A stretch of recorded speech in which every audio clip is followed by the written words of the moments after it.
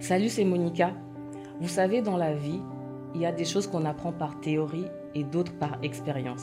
Et ici, parlons que d'expérience. Le deuil n'est moins pas douloureux, mais on le vit mieux. Alors que quand on voit que la personne est vraiment a peur de la mort, le vit mal, le fait de devoir quitter, ça laisse beaucoup de traces également. C'est exactement ce que Viviane a fait. Mhm. Elle a rajouté de la vie et encore de la vie et elle a uni et elle a parlé à l'un et elle a parlé à l'autre et elle est arrivée au bout du bout du bout du bout en ayant comme accompli quelque chose.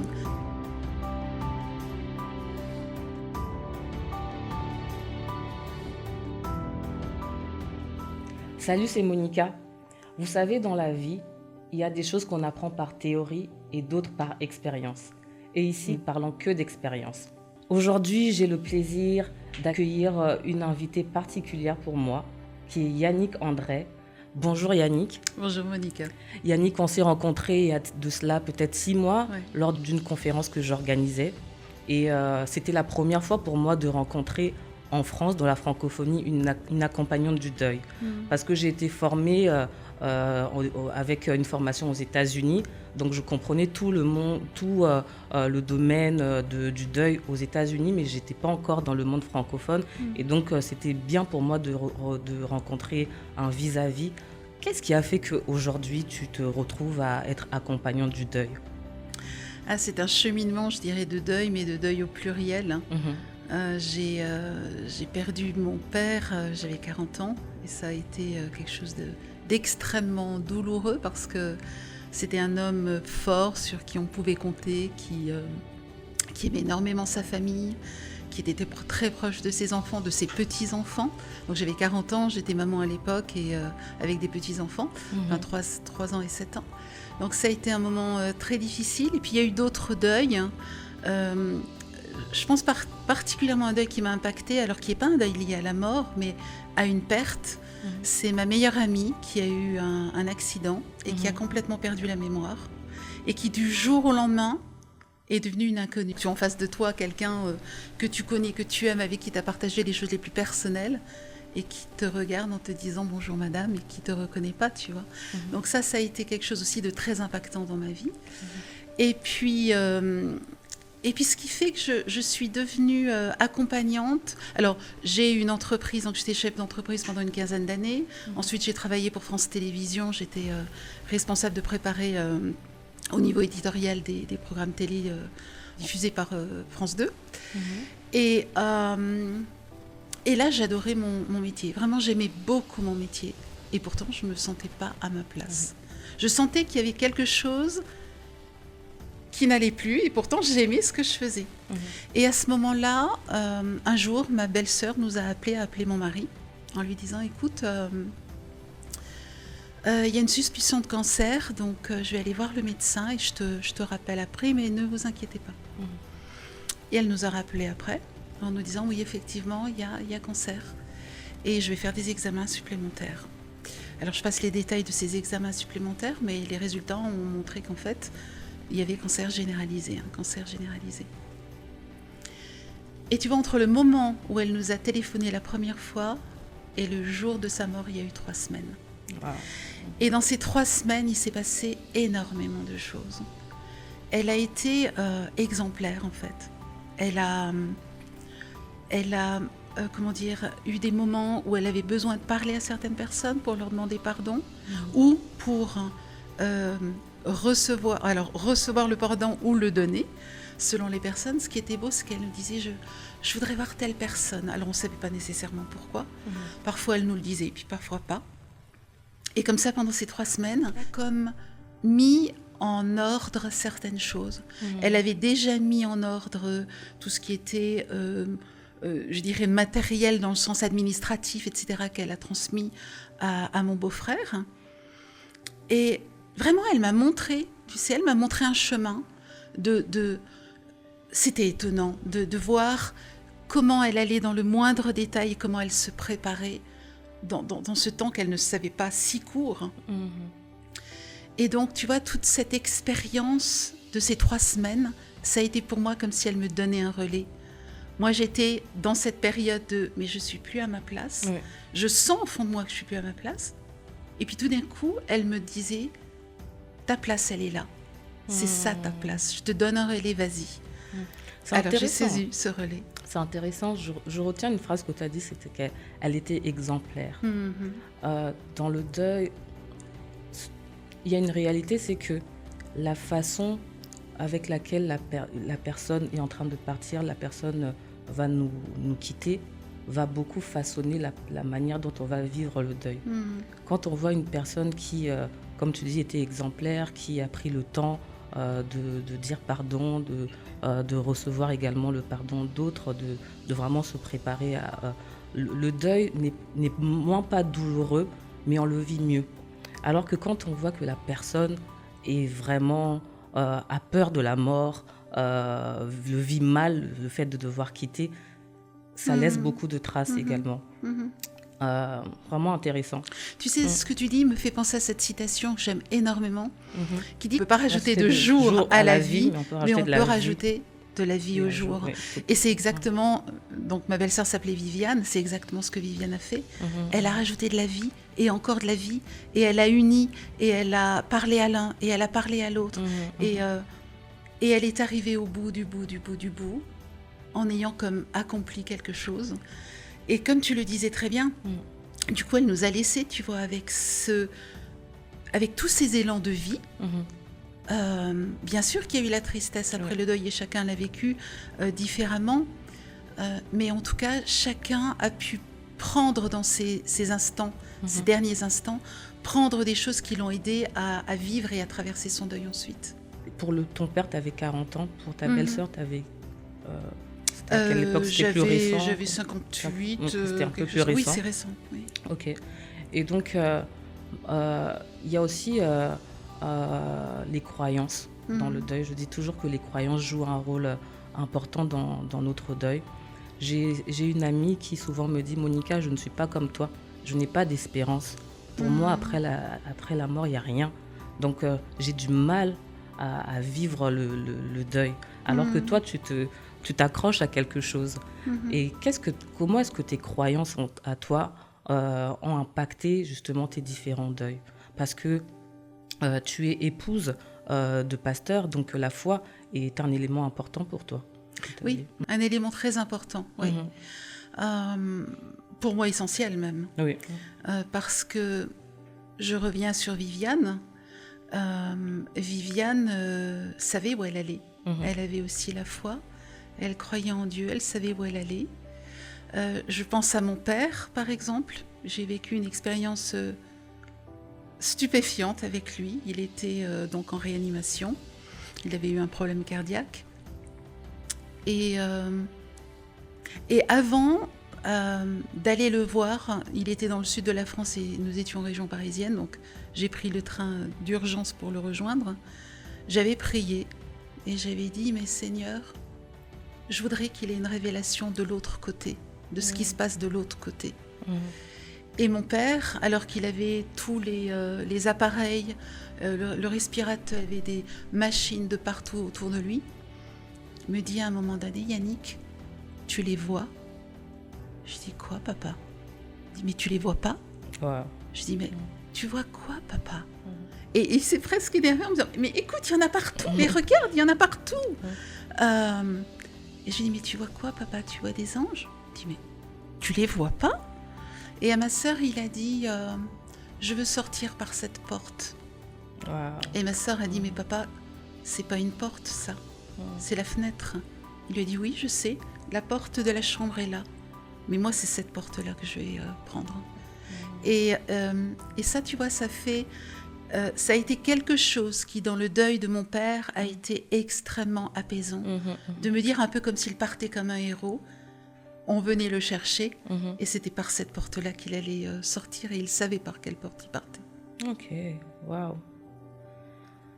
Très intéressant. Et du coup, en tant qu'épouse de pasteur, à côté de ton mari, tu as eu l'habitude de recevoir, d'accompagner des hommes, des femmes dans différentes périodes de leur vie. comment est-ce que ton histoire personnelle a pu impacter ton accompagnement justement envers ces personnes-là? Est-ce que tu as ressenti le besoin de te former davantage? Oui, c'est intéressant ce que tu dis, dans le sens où j'ai pris conscience. Alors, je vais prendre les choses à l'envers, c'est-à-dire que maintenant que j'ai été formée et que je travaille avec des personnes qui vivent un deuil, alors que c'est un deuil lié à la perte d'un proche, ou un deuil, comme je te le disais, une amie, une situation où on perd quelque chose. Ça peut être un déménagement, une séparation, ça peut être différentes choses. Je me rends compte que pendant mes 30 ans d'accompagnement en tant que femme de pasteur, je n'avais pas toujours compris que le nœud du problème était le deuil. Wow. Un petit peu, tu sais, comme si on soigne le symptôme, mais on n'arrive pas à comprendre qu'en réalité, la profondeur, elle est liée à un deuil. Et là, tout d'un coup, quand on aborde cette notion de deuil, de perte, de retrouver des repères, de comprendre ce qu'on laisse derrière et ce qu'on veut prendre dans la nouvelle saison. Il y a des choses qu'on laisse derrière, puis il y a des choses du passé que l'on veut laisser derrière, et il y en a d'autres qu'on veut prendre dans la nouvelle saison, parce que ces choses, elles vont nous porter. Et je trouve extraordinaire quand quelqu'un qui traverse un deuil arrive à un moment donné en disant « mais en fait, la personne qui est décédée m'a appris ça, et j'ai compris ça. Alors qu'est-ce que tu fais avec maintenant ? Ça, c'est des choses du passé que tu peux prendre dans le présent. Qu'est-ce que tu fais avec ça maintenant ? Et du coup, tu vois, ce vécu que j'ai eu, cette expérience où j'ai vu des manques aussi dans ma propre vie, d'accompagnante, m'a vraiment donné envie de me former, de comprendre ce qu'est le processus du deuil, même si chaque deuil est différent. Et aussi, je me suis formée à la CNV, à la communication non violente, parce que j'y ai beaucoup appris de ce qui est de l'écoute bienveillante, de l'écoute qui ne juge pas, de l'écoute, tu sais, qui va sur la montagne de l'autre, ou qui se met dans ses baskets, qui essaie vraiment de comprendre, qui est dans l'écoute et parfois dans le questionnement, mais pas dans, comme je le dis souvent, dans le « oui, mais quand on me dit quelque chose, oui, mais moi, ou tu devrais », ou tu sais, tous ces mécanismes qu'on peut mettre en place qui finalement ne répondent pas aux besoins de l'autre, qui est d'être entendu, qui est que sa souffrance soit entendue. L'écoute. C'est ça, l'écoute. Un des besoins primaires d'une personne qui passe par le deuil. Et justement, c'est lorsqu'on passe par le deuil qu'on se rend compte que souvent, les personnes les plus proches de nous semblent devenir étrangères à notre souffrance, à notre douleur. Non pas parce qu'elles ne sont pas touchées, mais elles sont tout simplement démunies, en fait. Et face à cela, des fois, on se rend compte que des étrangers, des personnes qu'on ne connaît pas, sont des oreilles qui sont beaucoup plus attentives. Et qu'est-ce que tu pourrais dire à une personne qui n'a jamais entendu parler de ce que c'était que l'accompagnement au deuil et qui se disait, quand je vis un deuil, je me débrouille, avec le temps, ça passera. Quelqu'un qui n'a jamais sauté le pas d'être accompagné. Je lui dirais que l'accompagnement, c'est un lieu de sécurité. C'est un lieu où on peut déposer des choses qu'on peut peut-être pas déposer avec son conjoint ou avec ses parents, parce qu'on veut aussi les protéger, parce qu'ils vivent le même deuil que nous. Par exemple, c'est la perte dans une famille, la perte de quelqu'un. Chacun vit un deuil différent.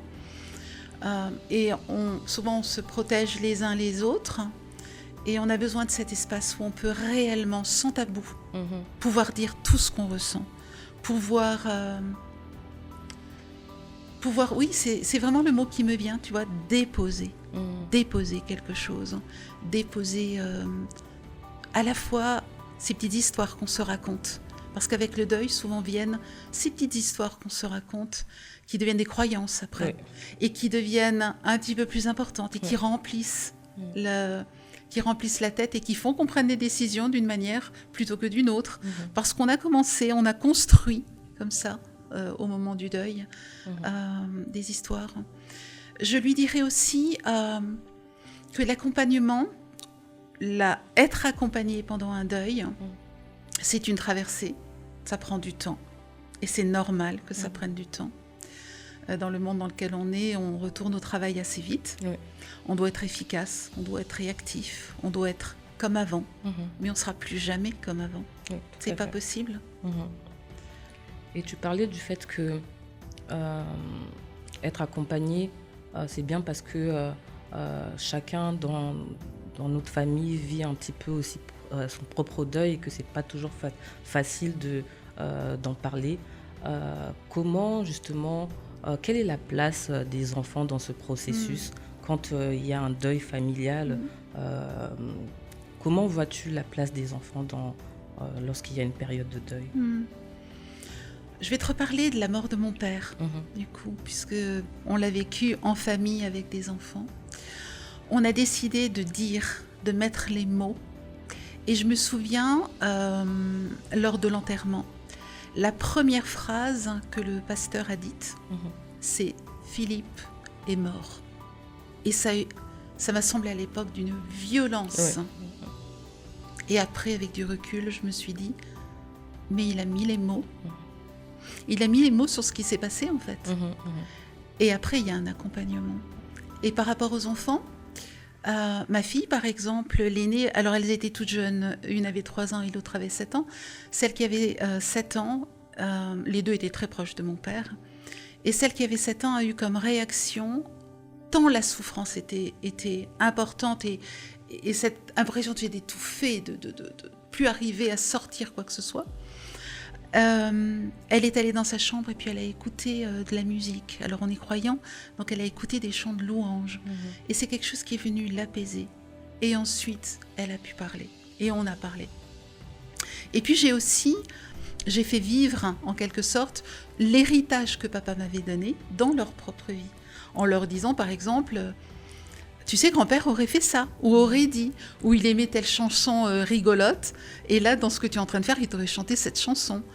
Tu vois, j'ai continué de transmettre cet héritage qu'il m'avait donné dans la vie de mes enfants. En fait, les enfants font partie d'une lignée, et on a besoin de pouvoir leur dire, alors, selon l'âge, avec les mots adaptés, parfois, c'est trop compliqué pour les parents, parfois, ça peut être quelqu'un d'autre de la famille, parfois, c'est un accompagnant qui peut aider. Mais c'est arriver à mettre des mots pour que l'enfant comprenne que ça, on le vit ensemble. Cette mort, on la vit ensemble. Parce que tu fais partie de la lignée, tu fais partie de la famille, donc tu vis avec papa, maman, les oncles, les tantes. Tu vis cela, tu n'es pas en dehors. Et investir cela dans la vie de l'enfant, investir ces mots, ça lui permet de se construire aussi en tant qu'adulte plus tard, parce que on lui donne quelque part des outils au travers de ce qu'on vit ensemble pour pouvoir vivre ensuite d'autres deuils, parce que tous autant qu'on est, on vit des deuils dans notre vie, quel qu'il soit. Oui. Et nous nous approchons de la période de Noël, Thanksgiving pour d'autres. Comment aborder ces périodes de joie alors qu'on a vécu en vie ou on a vécu un deuil récent? Le deuil, c'est pas la tristesse ou la joie. C'est pas ou. J'aime bien remplacer ce ou par et. C'est peut-être qu'à 10h le matin, je vais être pleine de peps, pleine de joie, parce que je prépare le sapin de Noël, les friandises de Noël. Et puis à 10h30, je vais être au fond du gouffre parce que tout d'un coup, je suis tombée sur, je ne sais pas, la boule de Noël que papa m'avait offerte ou maman m'avait offerte. Et tout d'un coup, tout revient. Ce que je propose aux personnes que j'accompagne, c'est qu'on sait que ces premiers... Alors, encore plus quand c'est un premier Noël, mais même des années après, parfois, il y a des réminiscences, des choses qui reviennent comme ça. Des états qui reviennent. Ce que je propose aux personnes que j'accompagne, c'est, on sait qu'il y a cette charge émotionnelle qui risque d'arriver, en particulier quand le deuil est récent, quand il y a 1 an, 2 ans, 3 ans. Ça, c'est récent, 2 ans, 3 ans, c'est pas loin, oui, c'est récent. Eh bien, c'est de réfléchir avant à faire un acte que moi j'appelle symbolique, qui peut être fait seul, qui peut être fait avec moi, mais qui a du sens par rapport à ce deuil. Je te donne un exemple d'une dame qui m'a dit Moi, ce que je voudrais, c'est que la veille de Noël, je fasse le... Alors, elle venait de perdre son mari, il y avait, je crois, 3 mois avant Noël. Je voudrais, avant Noël, faire un repas dans lequel on va manger tout ce que mon mari aimait. Et avec les enfants, on va parler de lui. Et on va pleurer. Et on va se raconter les bons souvenirs. Et se raconter les moments difficiles. On va vivre quelque chose, pas comme si. Alors oui, ils ont beaucoup pleuré. Ils ont en même temps beaucoup ri parce qu'il y a eu des moments où ils se sont racontés des choses drôles qu'ils avaient vécues ensemble. Et quand ils se sont retrouvés le lendemain à la fête de Noël avec la famille plus élargie, toute cette tension émotionnelle avait été vidée la veille. Et ils ont pu, alors ça ne veut pas dire qu'il n'y avait rien, parce qu'il y a toujours un petit peu de nous, une pensée, mais en tout cas, il n'y avait plus ce sentiment de ne pas pouvoir vivre avec les autres la fête de Noël. Donc pour l'un, ça va être ça. Pour l'autre, ça va être d'aller en forêt et de crier. Pour quelqu'un d'autre, ça va être d'écrire dans un journal. Pour quelqu'un d'autre, ça va être de dessiner. Donc c'est aller voir ce qui correspond à la personne ou aux personnes, quand c'est une famille, ce qui peut être fait pour justement apporter de l'apaisement et pouvoir franchir cette étape au moment voulu de façon plus sereine. Merci beaucoup Yannick, c'était très édifiant cet échange avec toi. Avec grand plaisir. Si on veut te contacter pour bénéficier de tes services, où est-ce qu'on peut te contacter? Alors le plus simple, c'est d'aller sur mon site accompagnement deuil et de mettre ensuite, parce qu'il y a plein d'accompagnements deuil, donc accompagnement deuil et de mettre Yannick André, et là vous tomberez sur mon site à coup sûr. Super, merci beaucoup. Merci pour ton invitation. Si vous avez aimé cette émission, n'hésitez pas à vous abonner au podcast et également à cliquer sur la petite cloche pour être alerté à chaque nouvel épisode. D'ici là, je vous dis à bientôt. C'était Monica dans The Zoé Talk.